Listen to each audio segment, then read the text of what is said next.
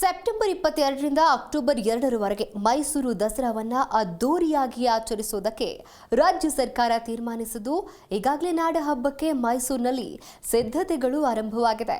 ಈ ಬಾರಿ ಮೈಸೂರು ದಸರಾವನ್ನ ಬೂಕರ್ ಪ್ರಶಸ್ತಿ ಪುರಸ್ಕೃತ ಲೇಖಕಿ ಬಾನು ಮುಷ್ತಾಕ್ ಉದ್ಘಾಟಿಸಲಿದ್ದಾರೆ.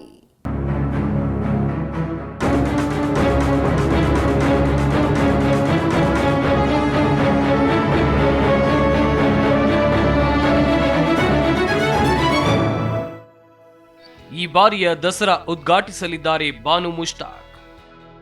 ಬೂಕರ್ ಪ್ರಶಸ್ತಿ ಪುರಸ್ಕೃತ ಕನ್ನಡತಿಯಿಂದ ಉದ್ಘಾಟನೆ.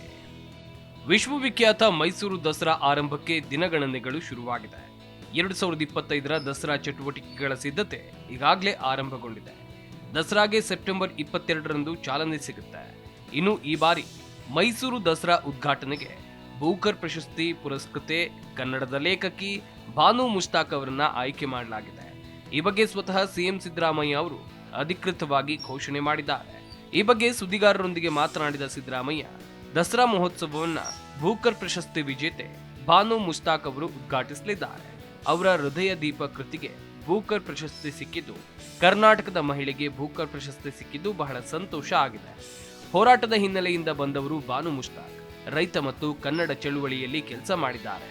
ಹೀಗಾಗಿ ಮಹಿಳೆಯನ್ನ ದಸರಾ ಉತ್ಸವದ ಉದ್ಘಾಟನೆಗೆ ಆಹ್ವಾನ ಮಾಡಿದ್ದೇವೆ ಅಂತ ಸ್ಪಷ್ಟಪಡಿಸಿದ್ರು.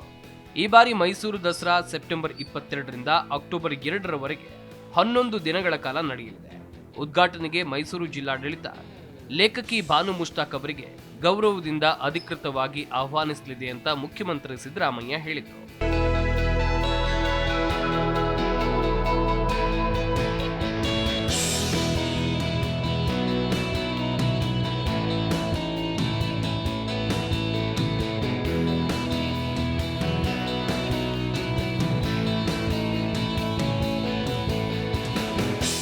ಕನ್ನಡದ ಲೇಖಕಿ ಬಾನು ಮುಷ್ತಾಕ್ ಅವರಿಗೆ ಈ ಬಾರಿಯ ಪ್ರತಿಷ್ಠಿತ ಇಂಟರ್ನ್ಯಾಷನಲ್ ಬೂಕರ್ ಪ್ರಶಸ್ತಿ ಬಂದಿದ್ದು, ಕನ್ನಡಿಗರಿಗೆ ಇದು ಹೆಮ್ಮೆಯ ವಿಚಾರ. ಇದರೊಂದಿಗೆ ಕರ್ನಾಟಕಕ್ಕೆ ಹೆಸರು ತಂದಿದ್ದಾರೆ. ಇನ್ನು ಬಾನು ಮುಷ್ತಾಕ್ ಅವರು 1954 ಏಪ್ರಿಲ್ 3ರಂದು ಹಾಸನ ಜಿಲ್ಲೆಯ ವಲಭಬಾಯಿಯಲ್ಲಿ ಜನಿಸಿದ್ರು. 8ನೇ ವಯಸ್ಸಿನಲ್ಲಿ ಮುಷ್ತಾಕ್ ಅವರನ್ನ ಶಿವಮೊಗ್ಗದಲ್ಲಿರೋ ಕನ್ನಡ ಭಾಷೆಯ ಮಿಷನರಿ ಶಾಲೆಗೆ ಸೇರಿಸಲಾಯಿತು. ಕನ್ನಡ ಬಾರದ ಅವರು ಪಟ್ಟು ಹಿಡಿದು 6 ತಿಂಗಳಲ್ಲಿ ಓದೋಕೆ ಮತ್ತು ಬರೆಯೋಕೆ ಕಲಿತರು. ಆನಂತರ BSc LLB ಪೂರ್ಣಗೊಳಿಸಿದ್ರು. ಉದ್ಯೋಗ ಅರಸಿ ಲಂಕೇಶ್ ಪತ್ರಿಕೆಯಲ್ಲಿ ಜಿಲ್ಲಾ ವರದಿಗಾರರಾಗಿ ಸೇರಿದ ಅವರು 9 ವರ್ಷ ಸೇವೆಯನ್ನು ಸಲ್ಲಿಸಿದ್ರು.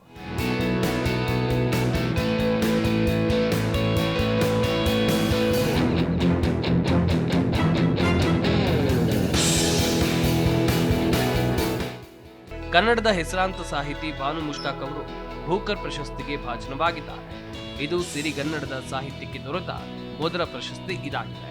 ಇದರಿಂದಾಗಿ ಅಂತಾರಾಷ್ಟ್ರೀಯ ಮಟ್ಟದಲ್ಲಿ ಕನ್ನಡ ಸಾಹಿತ್ಯಕ್ಕೆ ಮನ್ನಣೆ ಸಿಕ್ಕಂತಾಗಿದೆ.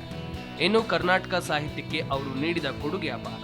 ಹೀಗಾಗಿ ಕರ್ನಾಟಕ ಸಾಹಿತ್ಯ ಅಕಾಡೆಮಿ ಪ್ರಶಸ್ತಿ ಮತ್ತು ದಾನ ಚಿಂತಾಮಣಿ ಅತ್ತಿಮಬ್ಬೆ ಪ್ರಶಸ್ತಿಗಳು ದಕ್ಕಿವೆ.